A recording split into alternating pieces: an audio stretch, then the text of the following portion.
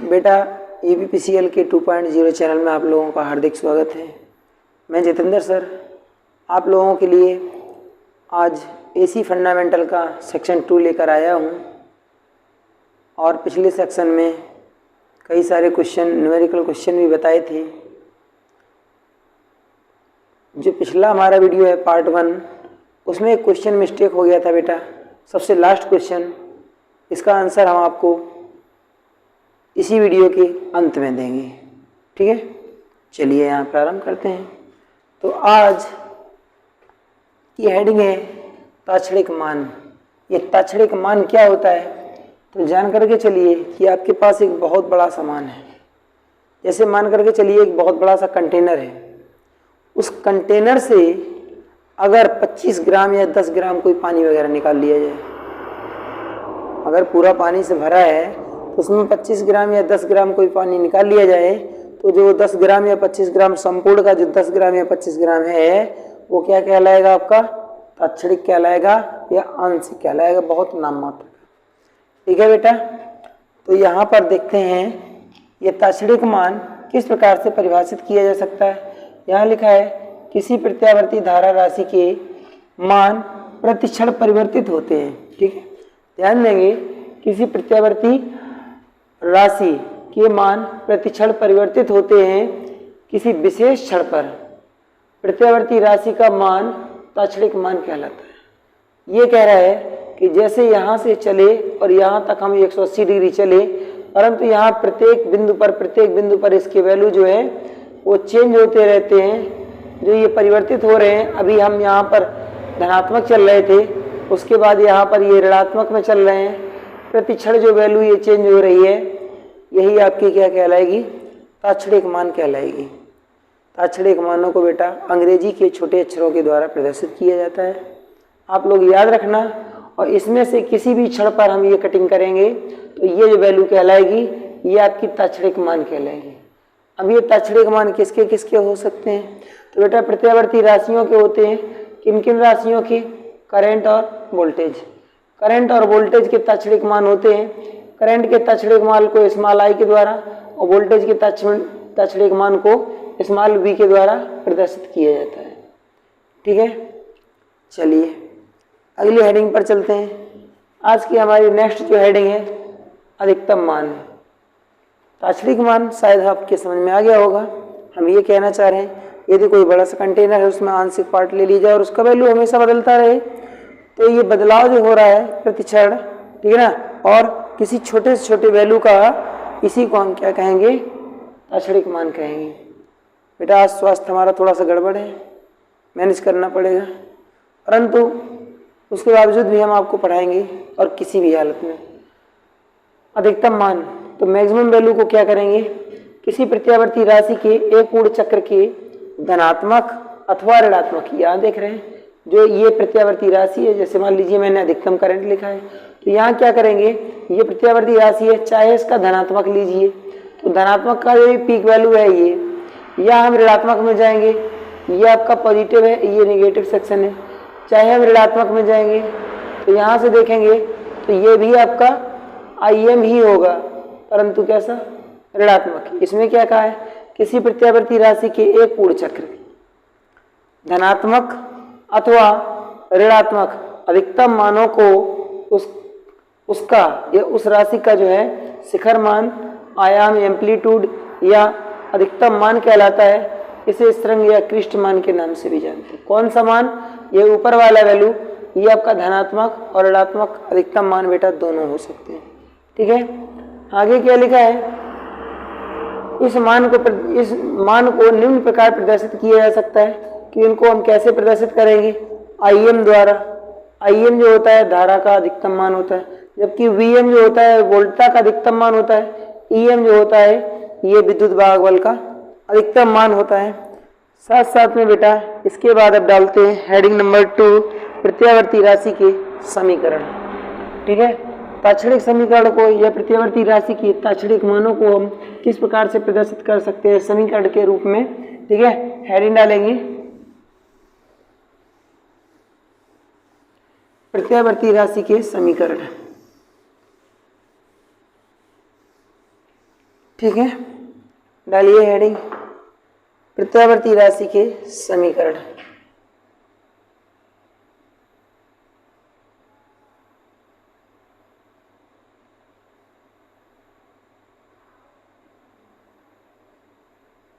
ध्यान देंगे थोड़ा सा बेटा इस पर। तो प्रत्यावर्ती राशि के समीकरण आपको आज लिखने हैं और इसमें सबसे पहले लिखना है वोल्टता के समीकरण, ठीक है ना, या प्रत्यावर्ती राशि के समीकरण इसमें लिखेंगे वोल्टता के समीकरण। इसमें आपको लिखना है सबसे पहले ताक्षणिक वोल्टता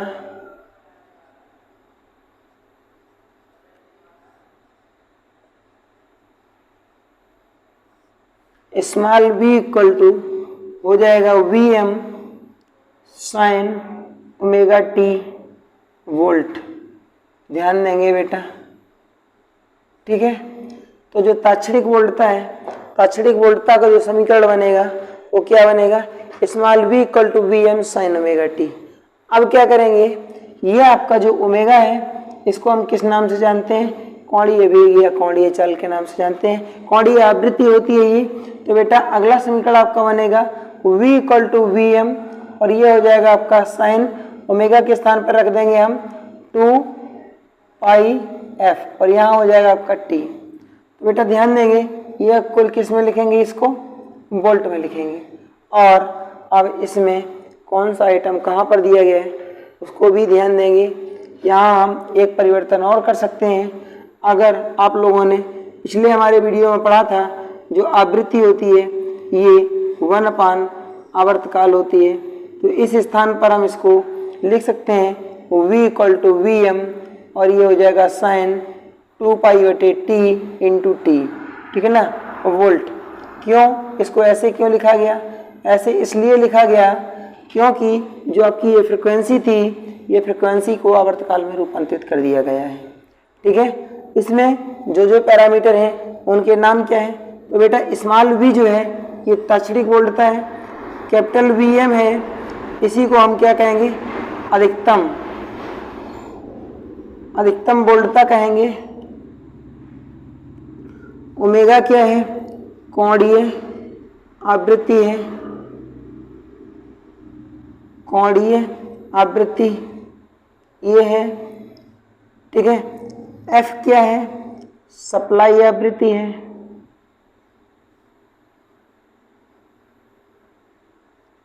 जबकि कैपिटल T जो है ये क्या है, आवर्तकाल है। और स्मॉल t क्या है, स्मॉल t है ताक्षणिक मान को प्राप्त करने में लगा समय, ताक्षणिक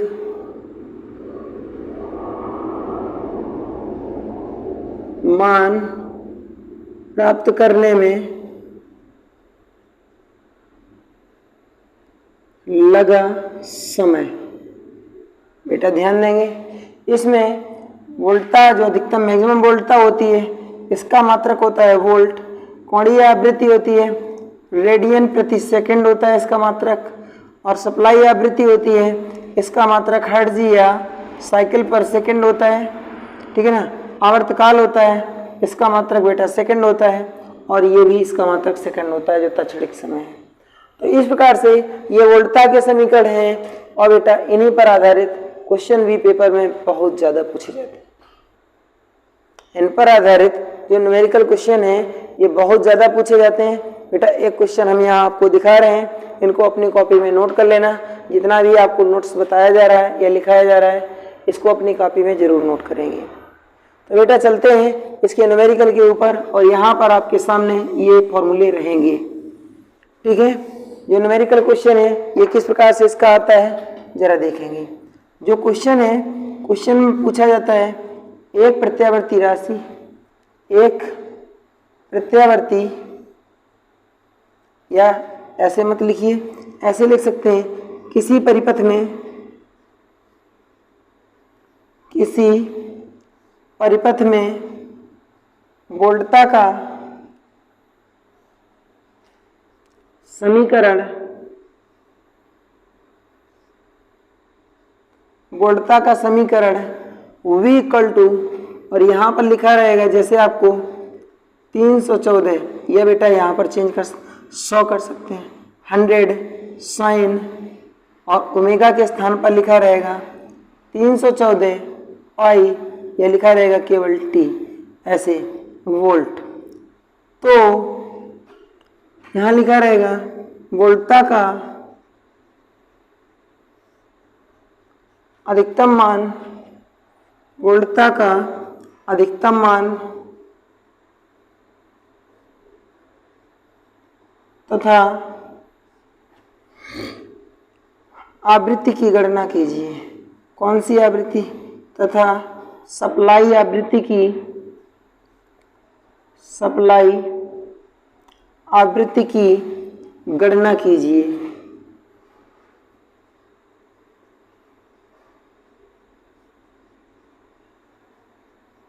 ठीक है बेटा, ये आपका क्वेश्चन है।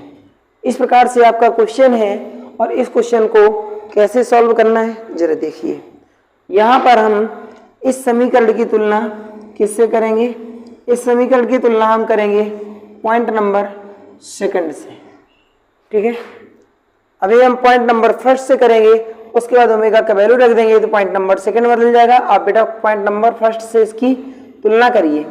वो फर्स्ट से जब तुलना करेंगे तो आपकी यहाँ पर वैल्यू आएगी सबसे पहले निकल करके कौन सी? ठीक है, सबसे पहले कौन सी वैल्यू निकल करके आएगी? Vm, जो क्या है? वोल्टता का अधिकतम मान। ठीक है, वोल्टता का अधिकतम मान। बेटा इससे कई टाइप के क्वेश्चन पूछे जाते हैं, मैं आपको प्रत्येक टाइप का क्वेश्चन इन समीकरणों से संबंधित बता दूंगा। आपकी परीक्षा में चाहे जैसा प्रश्न आएगा आप बड़े आसानी से तोड़ करके आएंगे, बहुत ही आसानी से इसको सॉल्व करके आएंगे। और इधर वाली जो समस्या है इससे रिलेटेड मैं एक टेबल बना दूंगा, उस टेबल को अपना याद रखना, क्वेश्चन को सॉल्व करने की जरूरत ही नहीं है, डायरेक्ट मारना आंसर, काम खत्म। ठीक है, तो ये हो जाएगा वोल्टता का अधिकतम मान Vm इक्वल टू कितना लेंगे बेटा? 100 लेंगे, क्योंकि ये Vm आपका ऑलरेडी लिखा है, तो ये हो जाएगा आपका 100 वोल्ट। ठीक है, इसके बाद आपको निकालना है सप्लाई आवृत्ति। ध्यान देना, सप्लाई आवृत्ति निकालनी है। तो सप्लाई आवृत्ति जो होती है ये क्या होती है? F होती है। और यहाँ पर दिया क्या गया? यहाँ पर दिया गया बेटा कोणीय आवृत्ति। क्या दिया गया? कोणीय आवृत्ति दी गई। ठीक है, कोणीय आवृत्ति दी गई, इसका मान दिया गया ओमेगा का, कितना? 314। ठीक है, अब क्या करेंगे? ओमेगा बराबर कितना होता है? 2 पाई एफ होता है, ये हो जाएगा आपका 314। अब क्या करेंगे? यहाँ से एफ निकाल लेंगे, एफ बराबर 314 बटे 2 पाई रख देंगे। ठीक है, उस वैल्यू को उठा करके यहाँ पर रख लीजिए, तो ये हो जाएगा आपका 314 बटे 2 गुणे पाई। पाई का यहीं पर मान रख दीजिए, जब पाई का वैल्यू रखेंगे तो एफ बराबर हो जाएगा आपका 314 बटे 2 गुणे कितना? 3.14। 100 से अंश और हर में मल्टीप्लाई करिए, क्योंकि यहाँ पर पॉइंट लगाए इसलिए। अब आपका वैल्यू बनेगा 314 गुणे 100 बटे हो जाएगा 2 गुणे 314। इन दोनों को कैंसिल कर देंगे, इससे इसको कैंसिल करेंगे, बेटा आपका वैल्यू आएगा 65। ठीक है, ये आपके दोनों के दोनों आंसर है। पहला आंसर आपका यहाँ पर है। ठीक है, और दूसरा आंसर आवृत्ति पूछी थी, सप्लाई आवृत्ति, तो आपकी कितनी आएगी? 50 हर्ट्ज जाएगी। बेटा पहला क्वेश्चन है, मैंने यहाँ सॉल्व करके दिखाया है। जो क्वेश्चन मिलेंगे उनको हम क्या करेंगे? डायरेक्ट आंसर मार सकते हैं। वो कैसे? उन पर थोड़ा सा विचार करेंगे। ठीक है, तो इस वाले सेक्शन को हम लोग डायरेक्ट कर सकते हैं। वो कैसे? जरा यहाँ पर ध्यान देंगे थोड़ा सा। जैसे मान करके चलिए कि ये अगर कोणीय आवृत्ति तुम्हारी कितनी आ गई? एक साइड में कोणीय आवृत्ति आ गई, कितनी आ गई? ओमेगा का वैल्यू ले लीजिए, इधर ओमेगा आ गया और इधर आपको फ्रिक्वेंसी रखनी है। ठीक है, ओमेगा का वैल्यू अगर मान करके चलिए कि आ गया कितना? सबसे पहले 628। ठीक है ना, तो फ्रिक्वेंसी बेटा होती है 100 हर्ट्ज। ठीक है ना, इसके बाद आ गया 314, तो फ्रिक्वेंसी जस्ट इसका ये आधा है तो इसकी आधी कर दीजिए, कितना हो जाएगा? 50 हर्ट्ज हो जाएगा। इसके बाद इसका कर दीजिए 157, ठीक है, और यहाँ पर हो जाएगा आपका 25 हर्ट्ज। और कितना आप रख सकते हैं, जो भी आप रख सकते हैं यहाँ पर रख लीजिए, ठीक है। जैसे मान लीजिए कि यहाँ पर उसने 100 पाई दे दिया, 100 पाई दे दिया, तो फ्रिक्वेंसी जो है ये हो जाएगी आपके 50 हर्ट्ज, क्योंकि कभी कभी 100 पाई भी यहाँ पर दे देता है, ठीक है। तो ये छोटी सी, बिल्कुल छोटी सी नाम मात्र की एक टेबल है, इसको याद रखेंगे। परीक्षा में इस समीकरण से रिलेटेड जो क्वेश्चन है वो केवल इसी टेबल से, इतने से ही आते हैं, इसके अतिरिक्त कहीं बाहर से नहीं आते हैं, ठीक है। हमारी बात याद रखना। और इस क्वेश्चन को भी साथ साथ में एक क्वेश्चन और सॉल्व कर सकते हैं आप लोग। एक क्वेश्चन सॉल्व करेंगे और अब की बार में आपको क्या करना होगा, डायरेक्ट आंसर मार सकते हैं। कैसे, देखते हैं। चलते हैं अगले क्वेश्चन पर।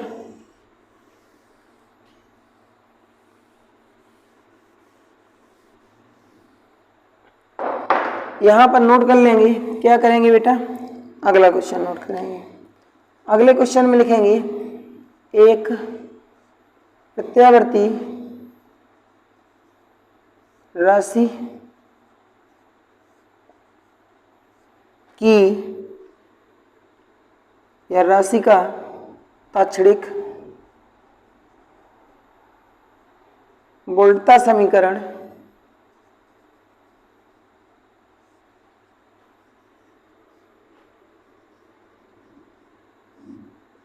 V बराबर ये हो जाएगा आपका 110 साइन 157, या फिर यहाँ पर लिख सकते हैं आप कितना, 200 पाई टी वोल्ट है। तो परिपथ की अधिकतम वोल्टता तथा सप्लाई आवृत्ति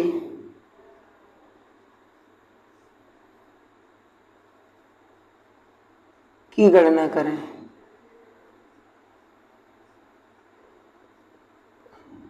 ये आपका क्वेश्चन रहा। क्वेश्चन में बताया गया है एक प्रत्यावर्ती राशि का तात्क्षणिक वोल्टता जो है, राशि की तात्क्षणिक वोल्टता समीकरण जो है ये कितनी है, 110 volt 110 sign 200 pi T volt. तो परिपथ की अधिकतम वोल्टता तथा सप्लाई आवृत्ति की गणना करें। तो बेटा इसकी गणना करने के लिए जैसे मैंने बताया, इस समीकरण की तुलना हम इस ऊपर वाले समीकरण से कर देंगे तो आपकी एक वैल्यू डायरेक्ट प्राप्त हो जाएगी, ठीक है। एक वैल्यू डायरेक्ट प्राप्त हो जाएगी, कौन सी, Vm, मैक्सिमम वोल्टेज आपकी हो जाएगी 110 वोल्ट। ध्यान देना, पहला आंसर आपका यहाँ आ गया, ठीक है ना, पहला आंसर यहाँ आ गया। और दूसरी बात में फ्रिक्वेंसी पूछा है तो ओमेगा बराबर हो जाएगा 200 पाई टी को छोड़ देंगे, क्योंकि ओमेगा का वैल्यू जो है वो कितना है, इतना है केवल।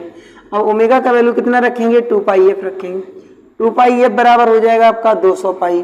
बेटा पाई से पाई को कैंसिल कर दीजिए, अब 2 से इसको कैंसिल कर दीजिए तो यहाँ बचेगा आपका 100। एफ बराबर आपका कितना आया, जो फ्रिक्वेंसी है ये कितनी आई, 100 हर्ट्ज आई। इसका आंसर कितना होगा, 100 हर्ट्ज होगा, ठीक है। और ये वाला जो आपका वैल्यू था ये समीकरण नंबर 2 पर आधारित है। इसी क्वेश्चन में मान करके चलिए कि अगर वो सप्लाई आवृत्ति के बाद यहां से वो पूछ दे, क्या यहां से पूछते आवर्तकाल टी की गणना करें, टी का मान है, क्या होगा, ये भी अगर इसी में जोड़ दें तो हम थर्ड सेक्शन में क्या करेंगे, तो आवर्तकाल जो टी होता है ये 1/f होता है, ठीक है ना। तो टी बराबर 1 हम 100 कर देंगे, भाग दे देंगे, बेटा 0.01 आ जाएगा, ठीक है ना, सेकंड। ये इसका आवर्तकाल आ जाएगा। हम बहुत ही आराम से और आसानी से इसको निकाल सकते हैं, ठीक है। बात हमारी समझ में आई। चलिए अब चलते हैं धारा के समीकरण।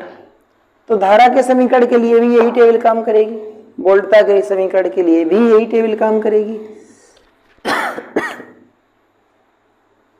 चलिए बेटा चलते हैं आगे, लिखते हैं नेक्स्ट क्वेश्चन। और आप लोग अपने कॉपी में इन सभी प्रश्नों को लिखते जाना, क्योंकि ये सभी प्रश्न बहुत ही ज़्यादा इंपॉर्टेंट हैं। और परीक्षा में आए दिन हमेशा पूछे जाते हैं। ठीक है, चलते हैं। विद्यावर्ती धारा या धारा का समीकरण, कौन सी? ताक्षणिक धारा के समीकरण, ताक्षणिक या धारा के, यहां से लिखेंगे ताक्षणिक धारा के, ताक्षणिक धारा के समीकरण। कैसे लिखेंगे? ताक्षणिक धारा जो होगी स्मॉल आई बराबर I M sine omega T लिखेंगे, और यहाँ लिखेंगे बेटा एम्पियर। दूसरा लिखेंगे I equal to I M sine omega के स्थान पर हम लोग लिख सकते हैं 2 पाई एफ टी एम्पियर। ठीक है, और स्मॉल आई इक्वल टू लिख सकते हैं आई एम साइन, और यहाँ से हो जाएगा आपका 2 pi upon T into T ampere. ठीक है, इस प्रकार से इनके वैल्यू हम निकाल सकते हैं। तो बेटा यहाँ से भी जैसे वोल्टेज के क्वेश्चन होते हैं ऐसे इसके भी क्वेश्चन होते हैं ताक्षणिक धारा से संबंधित। तो न्यूमेरिकल क्वेश्चन को नोट किया जाए।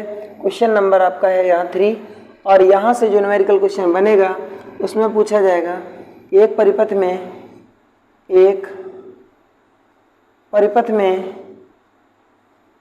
धारा का ताक्षणिक मान, धारा का ताक्षणिक समीकरण कितना है? स्मॉल आई बराबर 10 साइन 157 टी, इतना दिया गया है, और यहाँ पर हो जाएगा एम्पियर। तो परिपथ में अधिकतम धारा प्रवाह, परिपथ में अधिकतम धारा प्रवाह तथा सप्लाई आवृत्ति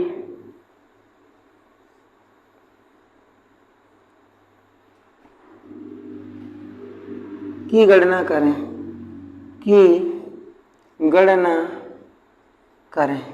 इस प्रकार से ये क्वेश्चन पूछा जाता है। तो बेटा इसका जो सॉल्यूशन बनेगा ये क्या बनेगा? जैसे मैंने उधर आपको जो ऑप्शन बताए, क्वेश्चन बताए हैं, उसी प्रकार से हम इसको भी यहाँ पर तुलना करवाते हैं। जो ऊपर के समीकरण दिए गए इन्हीं समीकरणों से हम तुलना करवा देंगे और वैल्यू निकालेंगे।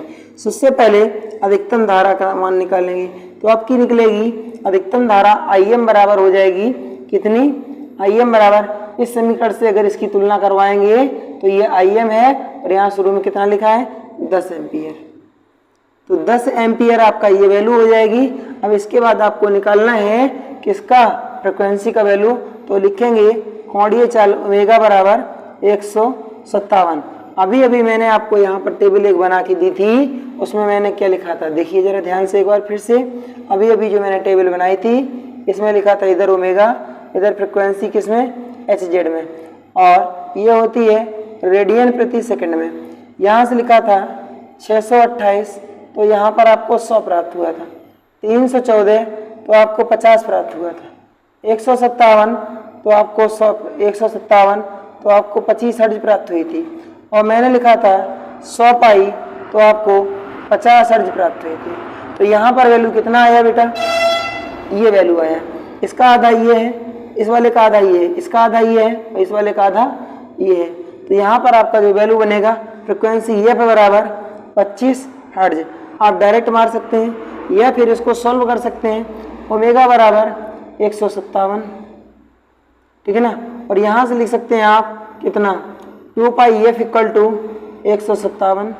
एफ बराबर आप लोग लिख सकते हैं 157 अपान 2 पाई।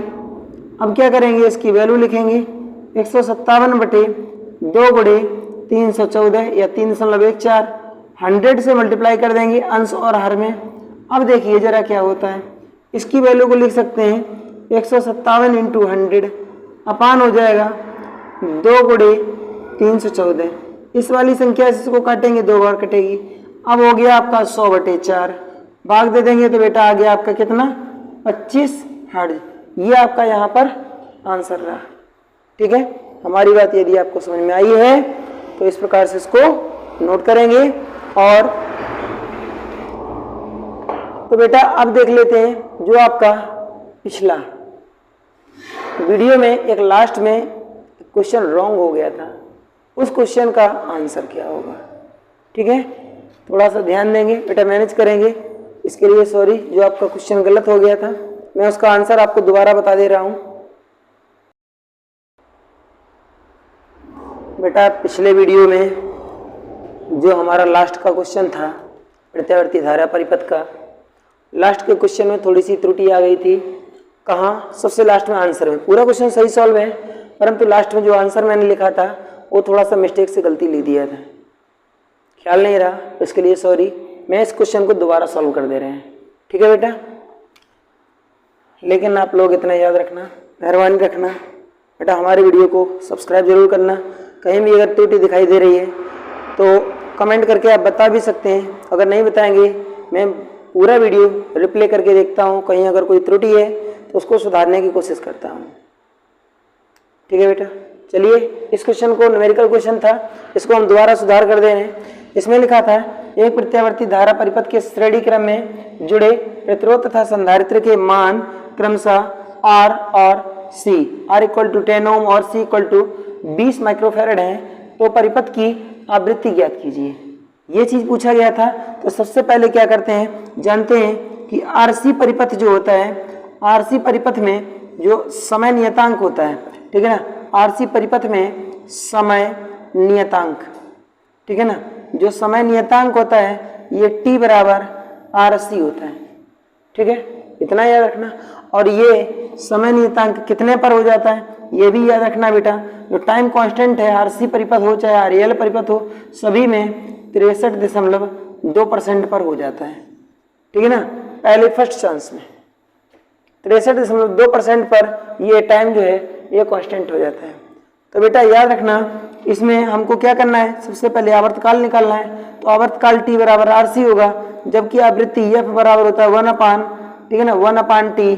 और यहाँ से हम क्या करेंगे, आवृत्ति का वैल्यू निकालेंगे। तो आवृत्ति का वैल्यू आएगा 1 अपान T, जो T है T के स्थान पर RC आपका रखा जाएगा। तो RC का वैल्यू हम यहाँ पर रख करके और सॉल्व कर लेंगे।